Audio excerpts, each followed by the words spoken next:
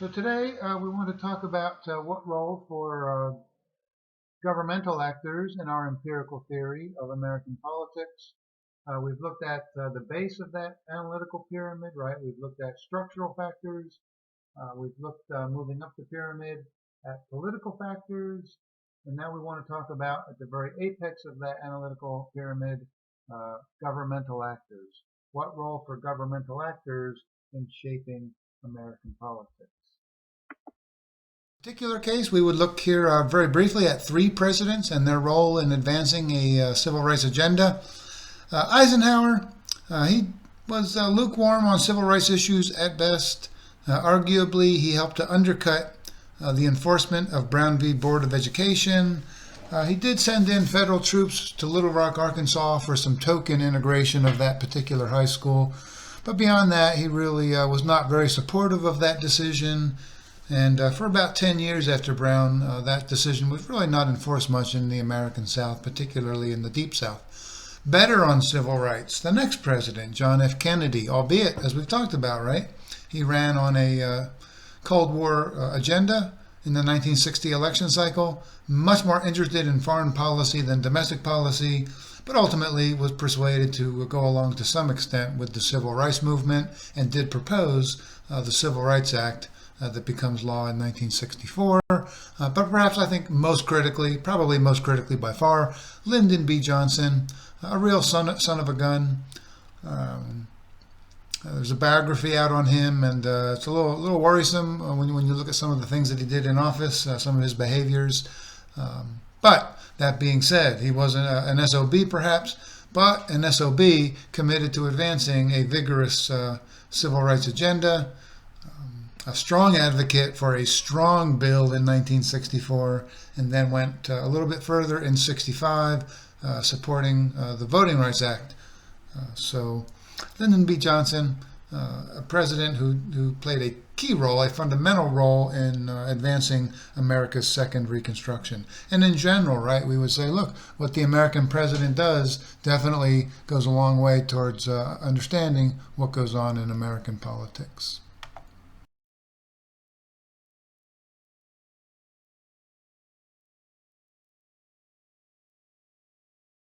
In Article 1 of the Constitution, it's a bicameral institution composed of the House of Representatives and the Senate.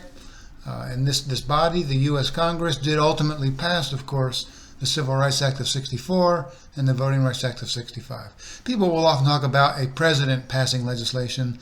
No president passes legislation. They might promote it, they may sign it into law, they may veto it, but they never pass it themselves. Only Congress can do that. They are the legislative branch. They do so ultimately, albeit it took them a very long time to get there, right? They stepped up to the plate, I would argue, post-Civil War, passing the 13th, 14th, and 15th Amendments. But as we've seen, that congressional effort ultimately was a failure. And it wasn't until the mid-1960s that Congress finally was convinced to revisit this issue. And in general, right, we would say, look, what the U.S. Congress does matters a great deal in terms of understanding what goes on in American politics.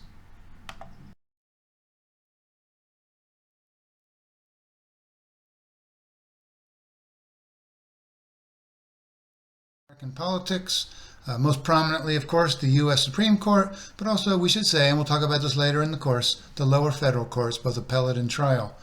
Most prominently, right, the Supreme Court had a real impact on America's second Reconstruction by deciding unanimously the case of Brown v. Board of Education in 1954, a decision that held that racially segregated public schools in the South violated the 14th Amendment's Equal Protection Clause. Now, the difficulty with this particular decision, although it was certainly in the right direction, it was progressive, it helped to advance a civil rights agenda. It's also true that for roughly 10 years after that decision, it was not really enforced substantially in the Deep South. Local school boards refused to enforce it. Lower federal courts in the South were loath to press them on that issue because the policy was so unpopular throughout the American South. Nevertheless, the court made a good faith effort here, I believe, and helped ultimately to advance a civil rights agenda. And then a little bit later, actually a lot bit later, the court comes down with a decision that moves in roughly the same direction, Loving v. Virginia, circa 1968, in which they strike down state laws that banned interracial marriages. Notable, right, that the court does wait until 1968 to deal with that very controversial issue in the South, because they knew that after Brown that they did not get much support from the presidency. Eisenhower didn't give much support. Kennedy, a reluctant supporter of the court on these racial issues. Congress was politically paralyzed post 1954.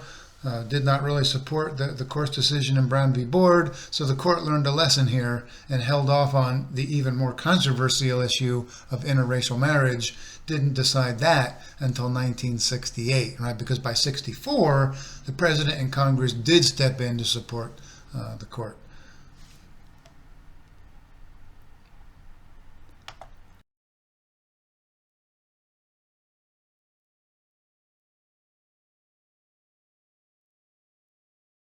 Understand what goes on in American politics, an important part of our empirical theory of politics. And certainly their actions during the mid-20th century vis-a-vis civil rights, very important to look at that, right, to make sense out of this moment in American politics and history. We know that after Brown v. Board of Education, state and local governments across the South mounted fierce resistance to that decision. And as part of that resistance, they also fought hard against the black civil rights movement. It was often local law enforcement that beat the crap out of civil rights protesters in Birmingham, in Montgomery, and elsewhere. So it's very important, right, to think and think critically about what role for state and local governments in understanding what goes on in American politics. Again, you cannot understand the black civil rights movement, America's second Reconstruction, without looking very carefully at the role played by state and local governments.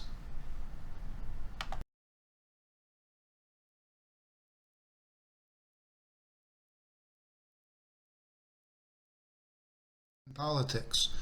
This empirical theory might be understood as a pyramidal structure. At the base of that structure, structural factors, factors that we've talked about already, right? Things like the flow of American history, the nature of the U.S. Constitution, i.e. the rules of the game, our political culture, our role in the international system, and so forth, right? We talked about that.